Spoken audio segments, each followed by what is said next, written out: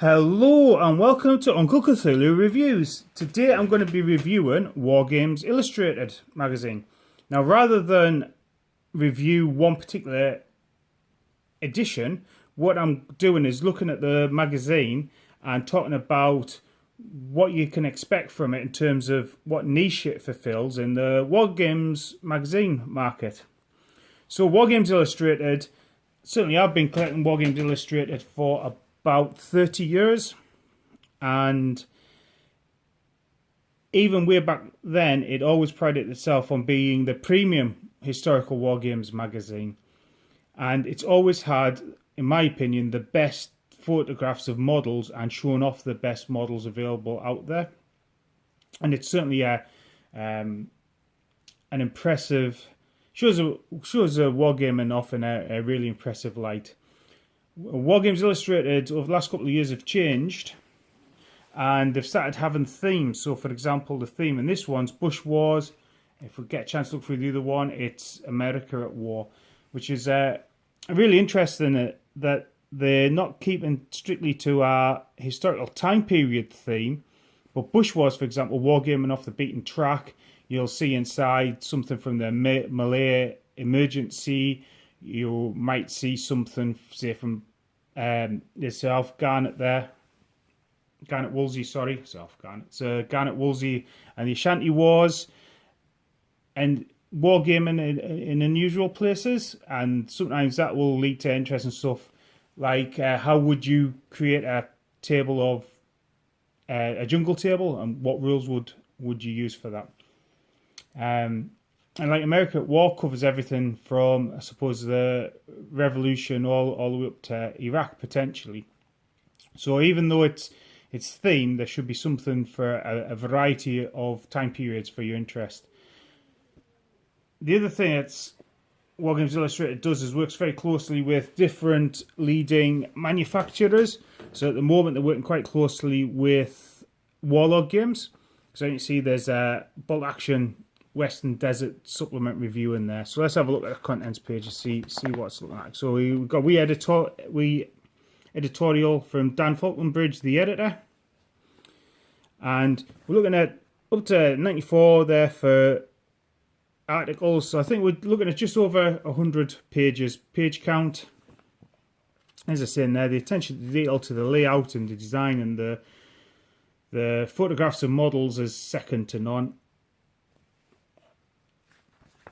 Now this is interesting to look at and talk about. So Wargames Illustrated don't just rely on their print copy. They put a lot of work into a few different ways you can get it. So you print copy, subscription, interactive subscription, and that has extra content and stuff. So it's designed to be looked at on a tablet. And then there's Prime membership, which gives you a PDF version of the magazine. And it allows you to go back and look at back issue magazines, and it's got a few of their promotions and special offers available each month. So Wargames Illustrated also do a lot of product review videos on YouTube as well. So I suppose they're looking at how the market is changing, how us wargamers consume information, and keeping up with the times. Personally, I do like having a paper copy of the magazine in my bag. You never know when you've got at least 5-10 minutes spare to read our article. So observation posts, so this is news about forthcoming wargaming stuff. So a wee bit about Partisan Show, some wee products coming out there, and then onto On the Shelf, which is talking about books. So we'll see how that compares to a few of the magazines and a couple of other reviews. Then we're into the articles. So one of the things I think Wargames Illustrated does really well is looks at a rule set and talks about the promotion of that rule set. So that's one of our first theme ones, Winning Hearts and Minds, talking about Bush Wars, sort of the people involved and how they may help or hinder insurgents that you sent into fight. There's often a lot of Flames of War stuff. I know Wargames Illustrated worked closely with Battlefront a few years ago. So again, it's designed a showcase for Bolt Action Western Desert, which was actually a really smart showcase and battle report. I thoroughly enjoyed it. And actually I really like this, where you're seeing pictures of the armies involved. Too often, I think at Wargames magazines there, we'll see pictures of the models in action shots, but we don't always see what an army actually looks like. So flicking through, as I say in there, the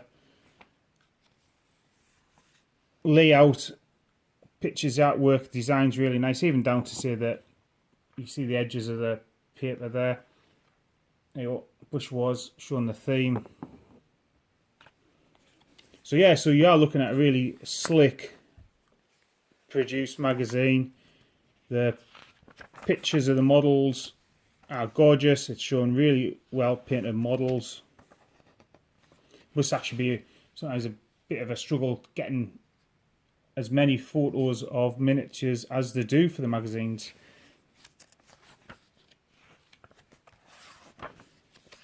So as we go through, as you can see, the quality doesn't falter. I've recently, after 30 years of being in the hobby, picked up a subscription to Wargames Illustrated. Saves us having to go out on my lunch break to see if W.H. Smiths have got their copy on the shelf just yet.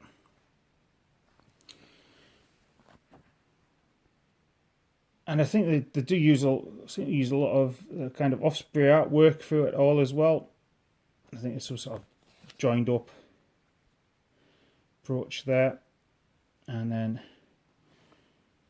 see, this one actually, this edition was really interesting for me because I've been doing some Bush War wargaming, so my own AK-47 modern African countries. So this article in particular was really useful.